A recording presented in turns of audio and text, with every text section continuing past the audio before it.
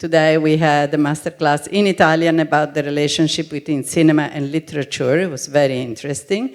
And today we're going to talk about the relationship between cinema and the environment. And as you know, that's the theme of this festival, and we have several films about the environment. One of them we just saw today, Downwind, and Matthew Modine, the producer, was here to talk about it.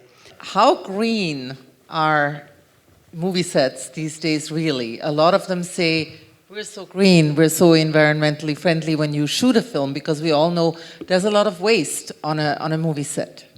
In the 90s, I went to the William Morris Agency. It's a very famous talent agency in the United States, and said, why don't we double-side the scripts?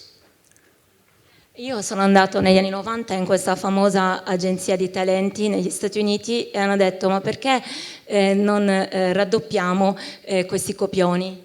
No, non li scriviamo Li su entrambi i lati delle pagine, però sui lati, in modo da usare meno pagine. Usiamo meno carta, infatti. So a 110-page script would become 55 pages. Cioè con l'addoppio delle pagine 110 ma diventano la metà 55 perché ovviamente li scriviamo doppi uno sul lato e sull'altro lato. Yeah, the president of the motion picture department at William Morris at the time was a man named Arnold Rifkin, who I don't mind throwing under the bus right now. Il presidente del Motion Picture Department, a me non importa adesso di buttarlo sotto un bus, non era molto d'accordo. He said, what do you mean, double-sided script? I said, well, print on both sides of the page. He said, how will people read them? E mi ha detto, ma che cosa intendi, cioè raddoppiare così lo script? Lui ha detto, no, ma semplicemente scriviamo il copione in entrambi i lati della pagina. E lui ha chiesto, ma come faranno le persone a leggerlo? I said, the same way you read a book. You turn the page and... He's never read E io a ho book. detto, come leggi un libro? Cioè, basta che giri la pagina. E Elisabeth stava dicendo, probabilmente non ha mai letto un libro. And he got really angry.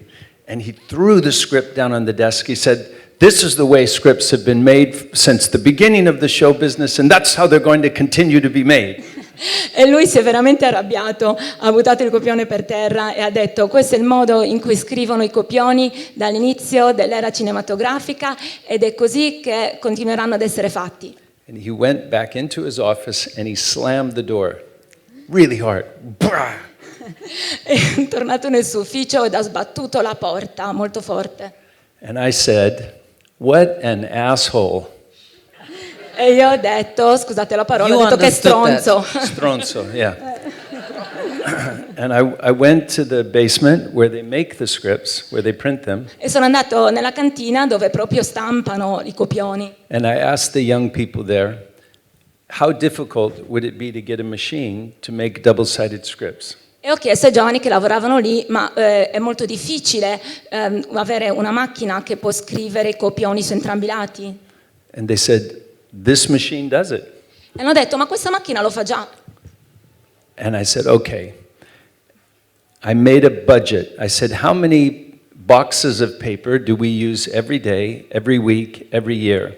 How much does it cost to mail a script that weighs 2 pounds versus 1 pound, right? Because if it's 115 pages and it weighs 2 pounds, now we're going to cut that in half. It's going to weigh half as much. Sì, e quindi io gli ho detto, ma facciamo un preventivo, un budget. Allora, quanto costa fare uno script che pesa la metà? Quindi, diciamo, invece di 2 kg pesa 1 chilo. Quanto costerebbe? And I went to the head of the accounting department and I gave him my budget. And he said, let me check your math. I'll speak to you tomorrow. I spoke to him the next day. He said, you get an A+. Do you know A+? Yeah, you get A+. Well done. He said, forget about Arnold Rifkin. We'll go to the president of the company because the company was going to be saving hundreds of thousands of dollars by double-siding the script. Allora io sono andato dal direttore del dipartimento del commercialista, proprio ragioniere, mi ha detto guarda, veramente ben fatto, A più, che sarebbe ti do un 10 perché i tuoi conti sono perfetti e grazie a te risparmieremo centinaia di migliaia di dollari, quindi dimenticati di Arnold Rifkin, la tua idea eccellente ci farà risparmiare tantissimo. And the William Morris office changed overnight. E l'ufficio di William Walters è cambiato nel giro di una notte.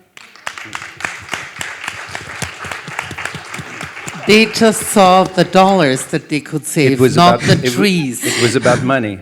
But that's okay, because as a result of that, the letter was then taken to CAA and ICM, and then eventually the studios, and literally billions of sheets of paper were saved.